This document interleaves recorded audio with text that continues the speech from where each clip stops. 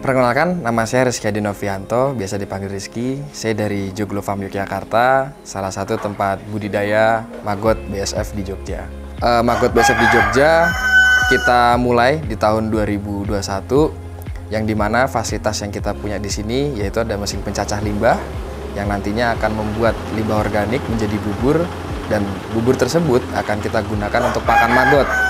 Yang berikutnya nantinya maggot sendiri kita buat siklusnya, yaitu mulai dari telur maggot yang kita dapatkan dari lalat BSF atau Black Soldier Fly, dan setelah itu nanti telur maggot kita tetaskan dengan media penetasan yaitu polar, dan setelah itu nantinya baby maggot yang sudah kita dapatkan dari proses penetasan telur maggot kita beri pakan lanjutannya, yaitu dengan limbah organik yang sudah kita buat menjadi bubur.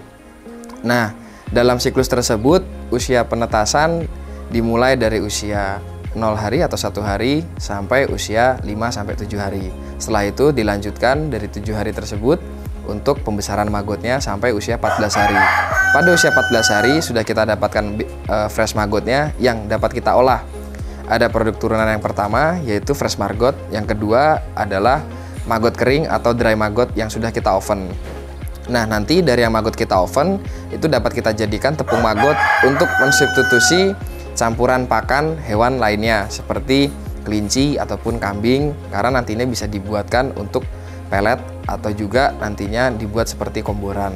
Setelah itu, fresh maggot sendiri bisa kita berikan langsung kepada ayam kampung ataupun ikan air tawar seperti ikan lele, bawal, gurame, nila, patin, dan lain sebagainya.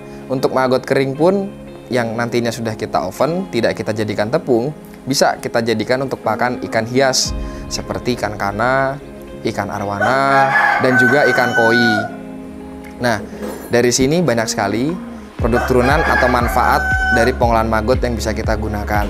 Dan lalat BSF ataupun nantinya pupa yang dimana cangkang dari lalat tersebut, maggot tersebut, itu dapat kita olah menjadi tepung yang kita dapat gunakan untuk menjadi suplemen hewan unggas.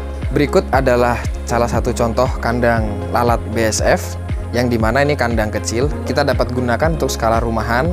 Jadi kalau misalkan di rumah kita ingin mencobanya, kita bisa gunakan kandang seperti ini dengan dimensi 1 meter x 1 meter, tinggi kurang lebih 1,5 meter. Pada bagian bawahnya ini dapat kita lihat di sini adalah tempat untuk peletakan dari pupa atau maggot yang sudah menjadi induk dan warna kehitaman.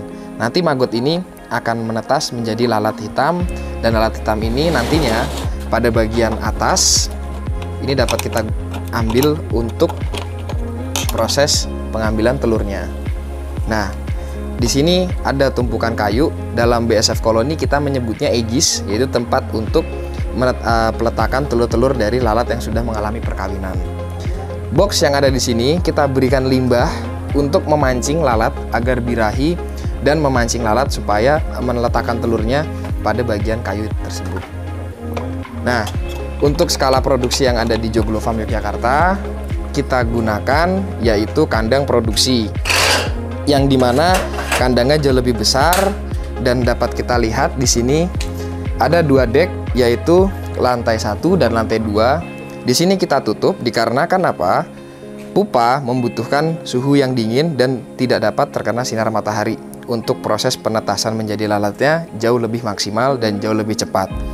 Dalam satu dek di bawah kita letakkan 50-75 kilo pupa, dan begitu pun di lantai 2 sama. Jadi kapasitas dalam satu kandang ini pupanya kurang lebih sekitar 100-150 kilo. Dalam fasenya setelah nanti maggot mengalami pembesaran dari usia 7 hari baby maggot dan kita panen di usia 14 hari. Nah, setelah dilakukan proses pengayakan maggot yang dimana limbah itu sudah memang kering dan maggot sudah terlihat. Nah, ini kita bisa lihat di sini besaran dari fresh maggot yang dapat kita panen.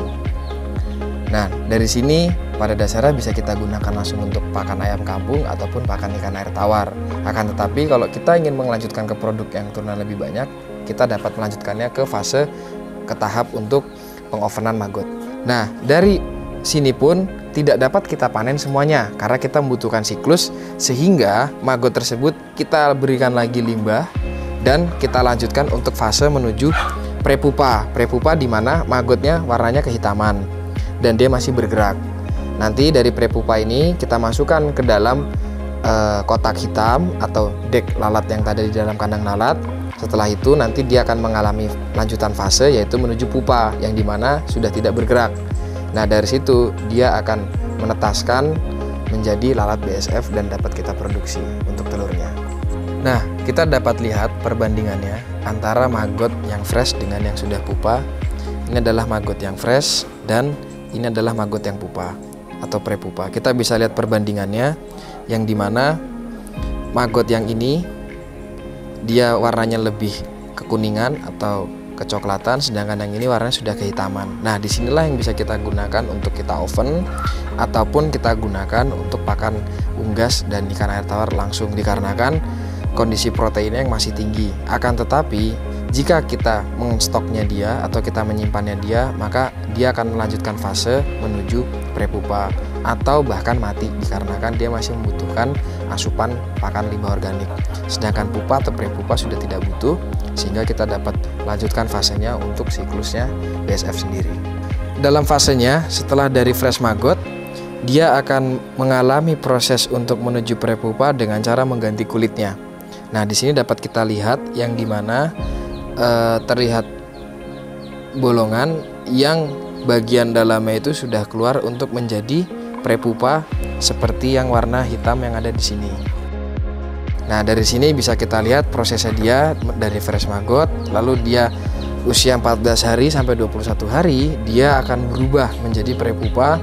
Nah, prepupa inilah yang nantinya kita jadikan indukan, akan tetapi mengalami fase pergantian kulit. Dan itu hal yang wajar, dan dari pergantian kulit ini pun apabila kita mau mengumpulkannya bisa juga kita jadikan untuk pakan hewan unggas ataupun ikan air tawar. Dari proses pemanenan fresh maggot, kita melakukan proses pengayakan yang dimana nanti ketika diayak terdapat beberapa baby maggot yang masih bisa kita ambil, jadi perlu 2 kali pengayakan. Akan tetapi nantinya setelah diayak 2 kali akan dihasilkan butiran seperti tanah ini. Nah, tanah ini pada dasarnya dia adalah bekas dari maggot yang dimana maggot sudah memakan limbah organik. Nah, dari bekas maggot ini dapat kita jadikan sebagai pupuk untuk pertanian ataupun perkebunan dan juga tanaman hias.